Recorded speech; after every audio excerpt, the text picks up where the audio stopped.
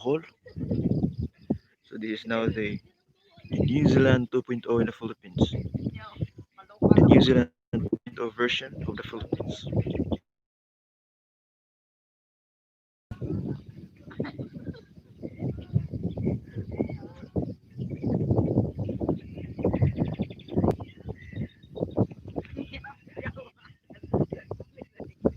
Here, there are lots of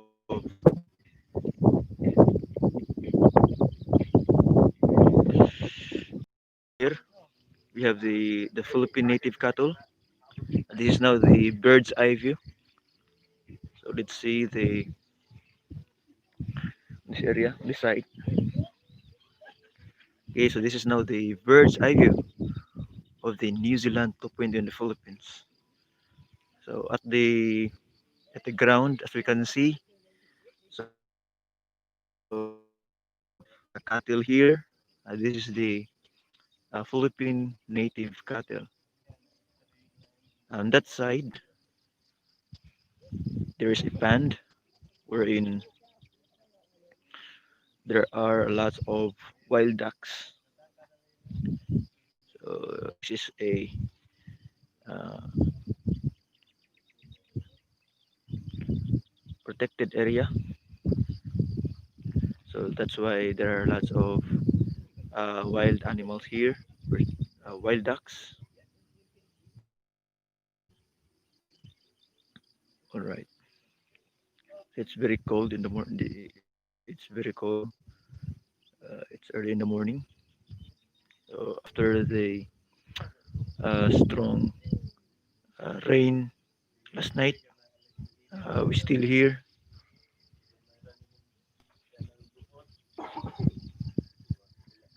So this is now the right side of the area.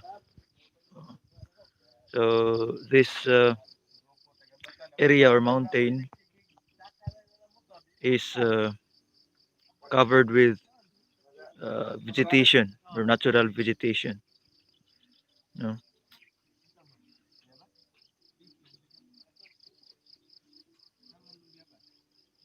all right.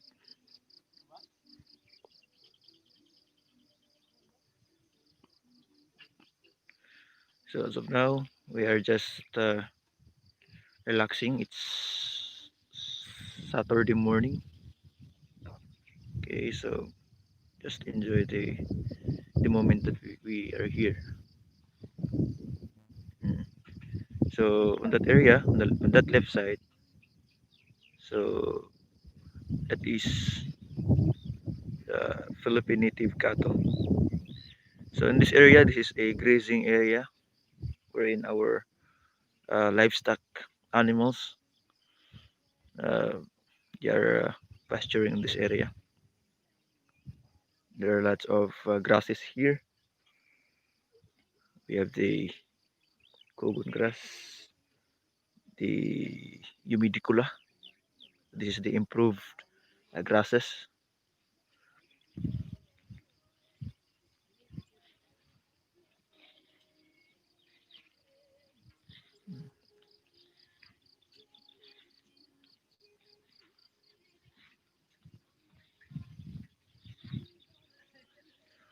On that area, by the way, uh,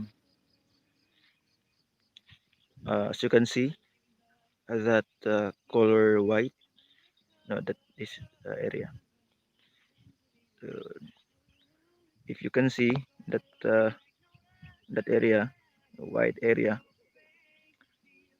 uh, those are a Brahman cattle. So this is a Brahman cattle.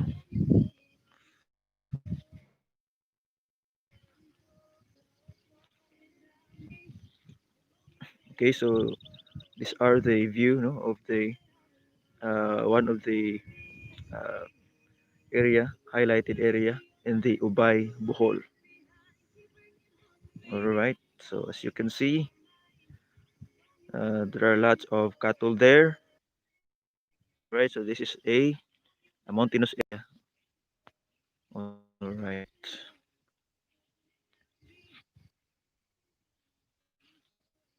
let's go to another area.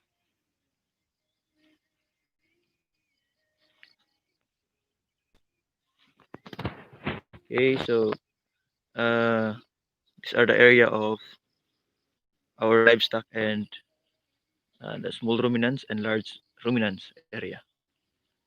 Okay, as you can see at the bottom. All right, thank you very much for visiting us. Thank you, thank you.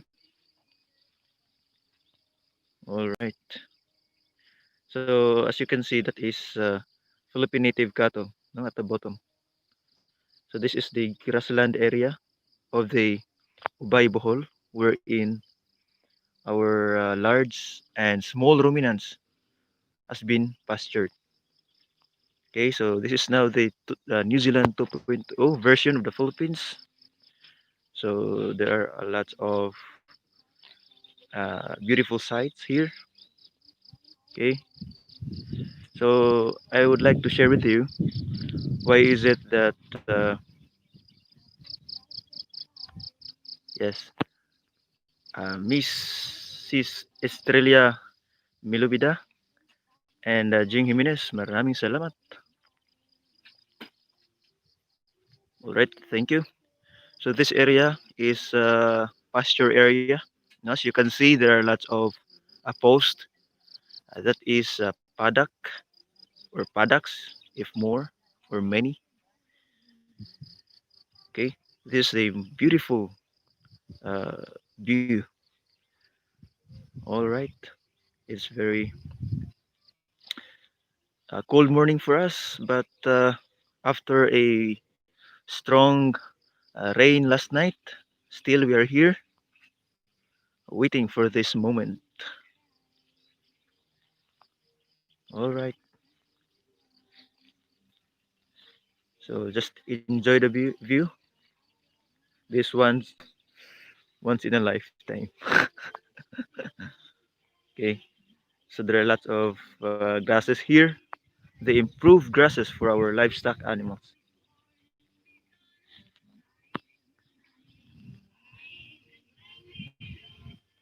Okay, so let's take a walk a distance. I hope we are still have a internet connection. Okay, so these are some of the uh, Ubay stock. I mean the Ubay area, the highlighted area. This is a protected area wherein the wild animals such as wild ducks are being here. It's because they are not disturbed by any hunters. Okay, so in that area, pasture area, so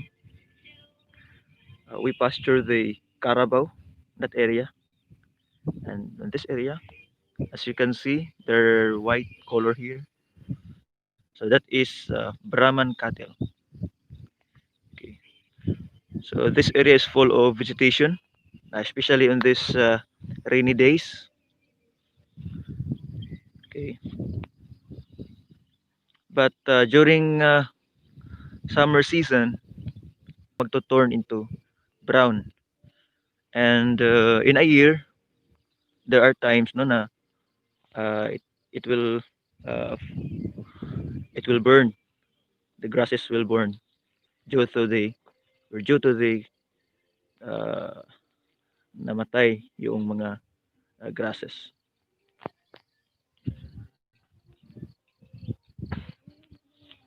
Right? I am so amazed, I am so amazed with this beauty, the nature,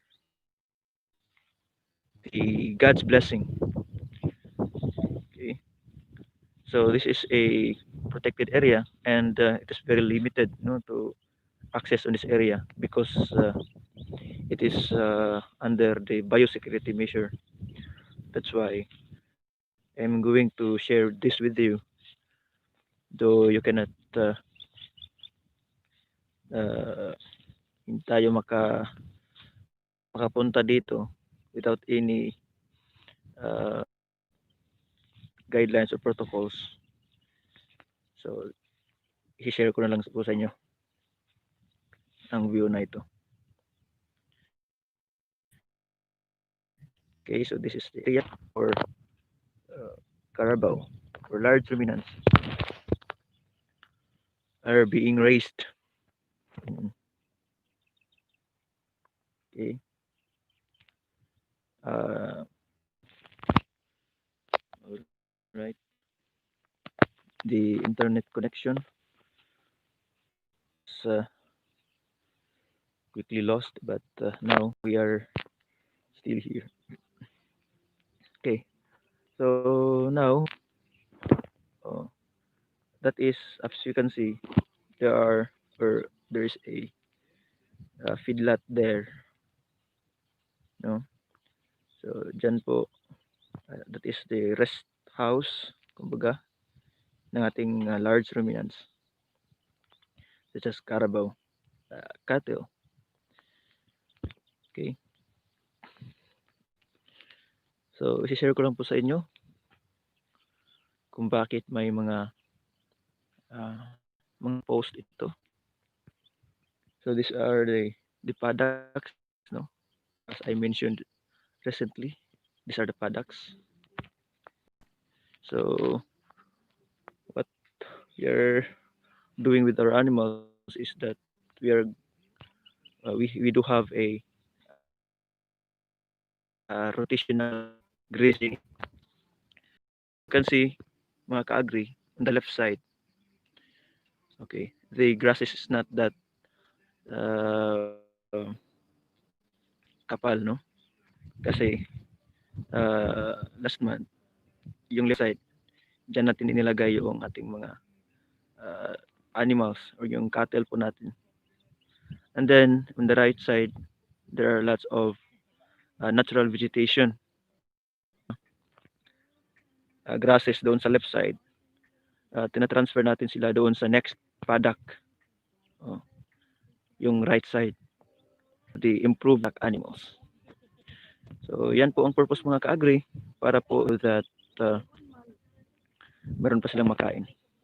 Let's take a walk since meron pa tayong Ka-Agri dito. So let's have a small tour. So in that area, that is the Ubay town. Okay, in this right, in this on this side, this is a Pitogo area.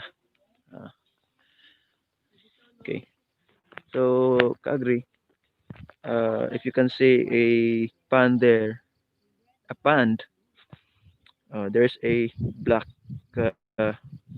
color. Medyo hindi siya mano. Pero yan po ay isang wild ducks. Wild ducks po yan. Malaya silang nakagala dito kasi hindi siya pinagbabawal talaga dito ang pag-hunting. So that's why na-preserve po sila. Dumadami na yan ng husto, yung mga wild ducks po natin. Ang wild ducks, meron din tayong native ducks, no, sa ating farm. Okay, so in this area, let's take a walk. Okay. Right.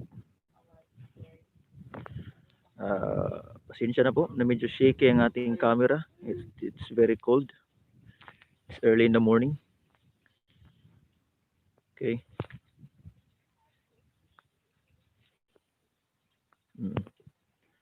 So this is one of the most beautiful area or sites here in Ubay.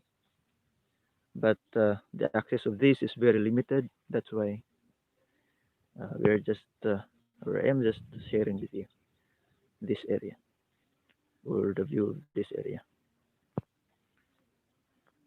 Okay. So nagsisimula ng mag-emerge or dumami yung mga grasses here.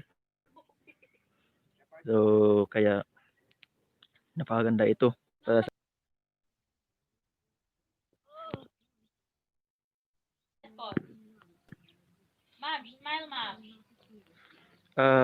Ubay is located at Bohol, province of Bohol. So again, Ubay is one of the municipalities in Bohol province. So that is Ubay, Philippines. Ubay, Bohol, Philippines. Okay, so it's okay. So there are lots of um,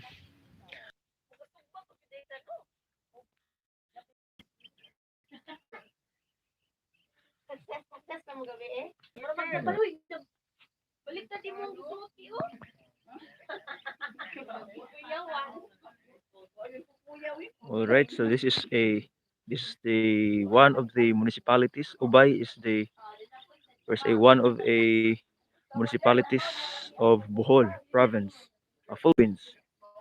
Bohol is located in a one of the region 7, no?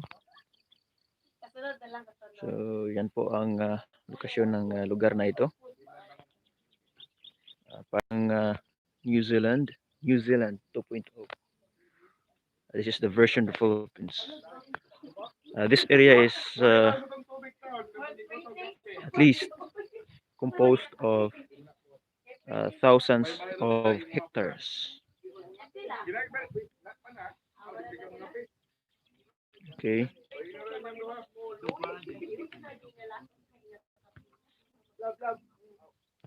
okay. So it's very cold. It's early in the morning, and again, this is a limited area, limited access in this area. That's why I'm going to share with you the grazing area, the pasture area for the livestock animals. So in that area, that is a what we call feedlot, in which diyan natin inilagay yung uh, mga additional food po or feeds para sa ating mga ano, yung mga small ruminants po natin or even large ruminants po natin. Alright, so dito po. Okay. So, alright. This is the one of the most, I mean, one of the gifts, best gifts, no, from above.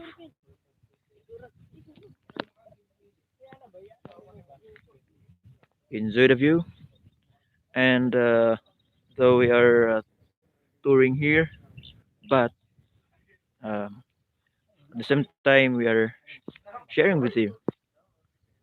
And why is it that we put some post here, as you can see? So that is a division, no, wherein our animals cannot transfer to another place. We are restricting them so that this area will be preserved. So if when